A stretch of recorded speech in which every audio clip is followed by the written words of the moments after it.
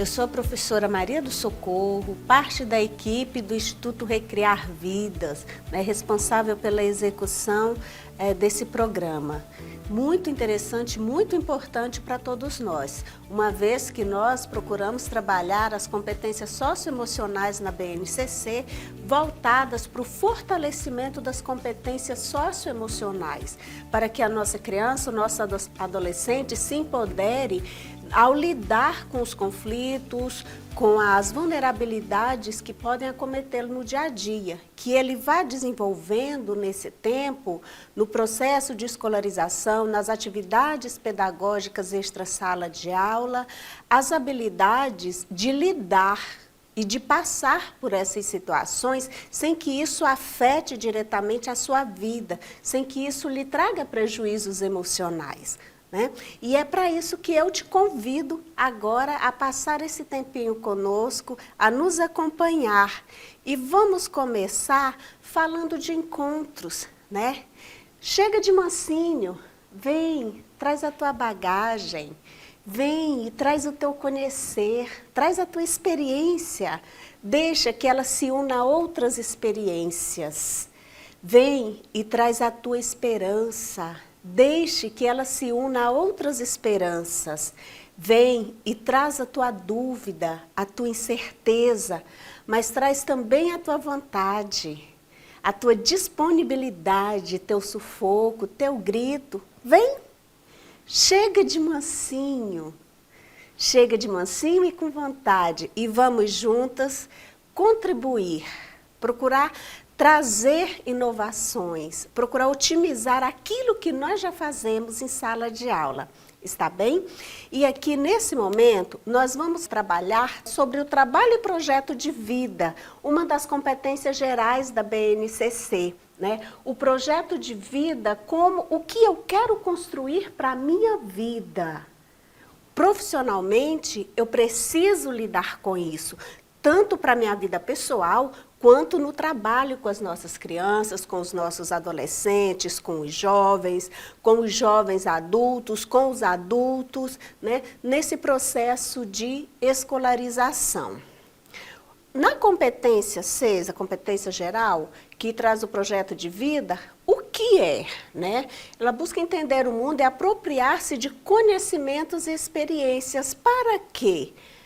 Para entender o mundo do trabalho e fazer escolhas alinhadas à cidadania, ao meu projeto de vida, com liberdade, com autonomia, com responsabilidade. Responsabilidade individual e a responsabilidade coletiva. E junto a isso nós trazemos as competências socioemocionais mesmo, de autoconhecimento. Porque é preciso conhecer para eu saber o que eu quero fazer, o que eu quero construir na minha vida. Autocuidado, autocuidado físico, autocuidado emocional, autocuidado afetivo, autoestima, estar bem comigo mesma, autogestão, otimizar o meu tempo, organizar os meus afazeres, colocar as minhas prioridades, comunicação e responsabilidade. O comunicar-se com o outro, o comunicar-se comigo mesma. Eu sei o que eu quero, eu estou me fazendo entender e fazer tudo isso com responsabilidade individual e coletiva, porque nós, professores, trabalhamos com o mais sagrado. O nosso trabalho impacta na vida de pessoas em formação. E aqui nós trazemos o geral das competências da BNCC, que já são nossas parceiras de trabalho, já são nossos pilares aí há mais de 3 anos nos fazeres pedagógicos, mas não custa a gente relembrar. Conhecimento, pensamento científico, crítico e criativo, repertório cultural, comunicação, cultura digital. Pessoal, e cultura digital para nós veio para ficar, com a pandemia. Nesse tempo que vivenciamos, nós reinventamos, na verdade, o fazer pedagógico. Muitos de nós acostumados com a sala de aula presencial, né, o contato direto com os alunos, tivemos aí que nos readequar. Eu sou uma delas. Trabalho e projeto de vida, argumentação, autoconhecimento, autocuidado, empatia e cooperação, responsabilidade e cidadania. Essas são as marcações de todas as que nós vamos utilizar, né, nesse trabalho. Você viu que nós vamos fazer projeto de vida? Então, nós estamos trabalhando diretamente com 8 das 10 competências gerais, né? E aqui vem uma apresentação que nós usamos, nós professores estamos sempre dizendo o que e para que nós precisamos de determinada ação, de determinada atividade, por que vamos ler tal livro, por que vamos propor tal texto para os estudantes, por que vamos proceder desta forma e não de outra, né? Então nós estamos sempre fazendo essas perguntas. O que nós vamos fazer e para que nós vamos fazer? Qual é a utilidade desse conhecimento, a aplicabilidade desse conhecimento, né? E esse é um exercíciozinho básico com as competências gerais da BNCC. A primeira delas, conhecimento, né? O que é? Ela significa o quê? Valorizar e utilizar os conhecimentos sobre o mundo físico, social, cultural e digital, para construir novos conhecimentos, mesmo partindo dos saberes já adquiridos, é preciso que a gente tenha esta valorização, não é? Para quê? Para entender e explicar a realidade, continuar aprendendo e colaborar com a sociedade. A segunda vem pensamento científico, crítico e criativo, né? No sentido de exercitar a curiosidade intelectual e usar as ciências com criticidade e criatividade. Para quê? Para investigar causas, elaborar hipóteses, formular e resolver problemas e criar soluções. E isso, pessoal, se aplica sobretudo nos anos iniciais, né? Onde as nossas crianças estão numa fase de maior indagação, de maior questionamento, tudo elas querem saber o porquê, né? E geralmente elas já têm uma resposta pré-construída quando elas fazem essas perguntas, né? Quarta, comunicação. O quê? Utilizar diferentes linguagens. Para quê? Para expressar-se, para compartilhar informações, experiências, ideias, sentimentos, para produzir, né, sentidos que levem ao entendimento mútuo, né? Se eu não sou capaz de me fazer entender, ou a outra pessoa não pôde me entender, não houve de fato uma comunicação. E isso é extremamente importante, é essencial no nosso fazer pedagógico diário, né? A sétima competência, argumentação, né? Quando nós começamos os estudos da BNCC e nos perguntávamos, mas a argumentação como uma competência geral, uma competência de base, gente, olha só a importância da argumentação. Quem tem filho pequeno em casa sabe. Quem é professor, regente de sala, sabe do que enfrentamos, né? O que é argumentar com base em dados, em fatos, informações confiáveis. Não é insistir sem justificar, sem estar embasado em fatos, né? Para quê? Para formular, negociar. Gente, nós negociamos muito em sala, né? Negociar, defender ideias, ponto de vista, decisões comuns com base em direitos humanos, em consciência socioambiental, consumo responsável e ética. A oitava competência, autoconhecimento e autocuidado. Conhecer-se e compreender-se na diversidade humana e apreciar-se, né? Eu me conheço, mas eu preciso apreciar o que eu sou também, né? Autoconhecimento, autocuidado. Para quê? Para cuidar da saúde física e emocional, reconhecendo as suas emoções e as dos outros, né? Com autocrítica e capacidade para lidar com elas. Isso é importantíssimo quando a gente fala de fortalecer crianças, jovens adultos, idosos também, para o enfrentamento das vulnerabilidades sociais. Né? É o enfrentamento à drogadição, é o enfrentamento a não entrar, a não começar, a ter a fortaleza de dizer não se chegar a ele, de não se juntar a situações e a circunstâncias que possam levar a esse uso. Né? Olha a importância de autocuidar-se. Né? Empatia e cooperação. O que é? Exercitar a empatia, o diálogo, a resolução de conflitos e a cooperação. E há uma situação bem interessante quando a gente fala de empatia. A gente costuma falar muito que empatia é colocar-se no lugar do outro. Mas é preciso que a gente faça um adendo. É colocar-se no lugar do outro sob a perspectiva do outro, sob o olhar do outro. Por quê? Porque só assim, verdadeiramente, eu vou conseguir ser empático. Né? E o que é? Para quê? Fazer-se respeitar e promover o respeito ao outro. Né? O respeito aos direitos humanos, o acolhimento, a valorização das diversidades sem preconceito de qualquer natureza.